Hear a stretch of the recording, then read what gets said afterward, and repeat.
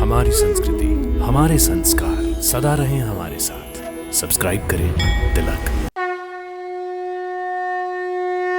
भक्तों नमस्कार, प्रणाम और हार्दिक अभिनंदन।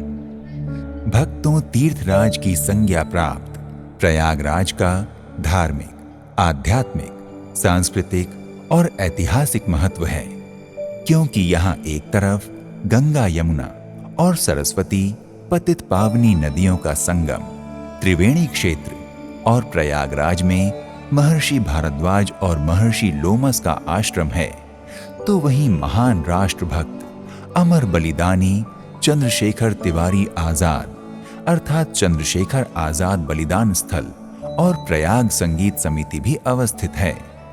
भक्तों, बड़े हनुमान जी का मंदिर सारी दुनिया का विख्यात मंदिर है। ये मंदिर भारत के राज्य उत्तर प्रदेश के प्रयागराज में संगम के समीप यमुना तट पर स्थित है। भक्तों, प्रयागराज के इस मंदिर का प्रामाणिक इतिहास तो लगभग 300 वर्षों का ही है, लेकिन इस मंदिर को 600-700 वर्ष पुराना माना जाता है। एक प्राचीन कथा के अनुसार कन्नौज के राजा निसंतान थे। उन्होंने संतान प्राप्ति हेतु अनेक उपक्रम किए, परंतु उन्हें संतान सुख प्राप्त न हुआ। राजा अत्यधिक दुखी होकर अपनी संतानहीनता की समस्या के निदान हेतु अपने कुलगुरु के पास गए। कुलगुरु ने राजा की संतानहीनता का समाधान बताते हुए कहा, राजन, आप विंध्याचल पर्वत में जाइए और वहां से हनुमान जी के उस स्वरूप की मूर्ति बनवा कर लाइए जिस स्वरूप में हनुमान जी अहिरावण के नागपाश से राम लक्ष्मण को छुड़ाने के लिए पाताल लोक गए थे। कन्नौज के राजा ने गुरु की आज्ञा मानकर विंध्याचल पर्वत जाकर हनुमान जी की वैसी ही मूर्ति बनवाई जैसी राजा के गुरु ने कहा था। कहा जाता है कि जब राजा जलमार्ग से नाव द्वारा मूर्ति लेकर वापस आ रहे थे, तभी संगम के समीप अचानक नाव टूट गई और उसी स्थान पर हनुमान जी की प्रतिमा जलमग्न हो गई। राजा ने जलमग्न मूर्ति को पुनः प्राप्त करने का बहुत प्रयास किया, लेकिन मूर्ति उन्हें प्राप्त न हो सकी।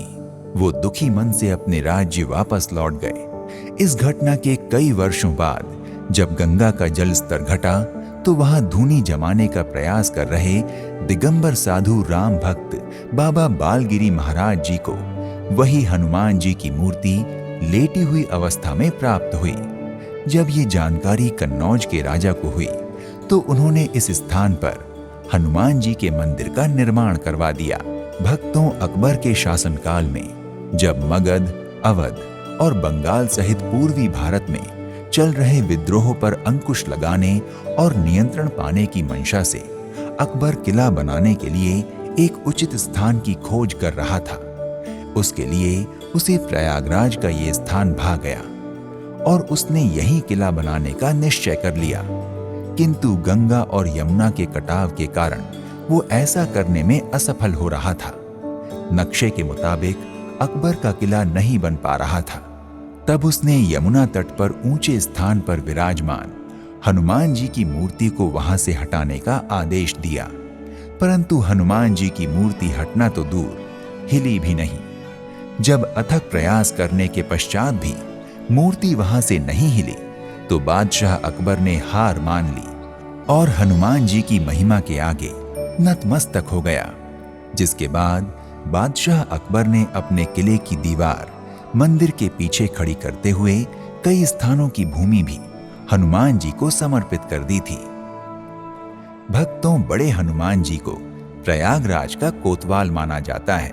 कहा जाता है कि भक्तों को प्रयागराज के त्रिवेणी क्षेत्र में माघ स्नान, पुरुषोत्तम माघ स्नान, कुंभ स्नान, अर्ध कुंभ स्नान, महाकुंभ स्नान और संगम स्नान आदि का संपूर्ण पुण्य फल तभी प्राप्त होता है जब वे इस मंदिर में आकर बड़े हनुमान जी का दर्शन पूजन करते हैं। भक्तों, अगर आप प्रयागराज पहुंचकर बड़े हनुमान जी के दर्शन पूजन और उनका आशीर्वाद प्राप्त करने के इच्छुक हैं, तो अपने बजट, क्षमता और सुविधा अनुसार यात्रा का शुभारंभ कीजिए।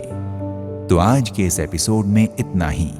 एक नए धाम की यात्रा में फिर मिलते हैं। नमस्कार, प्रणाम, इति शुभम।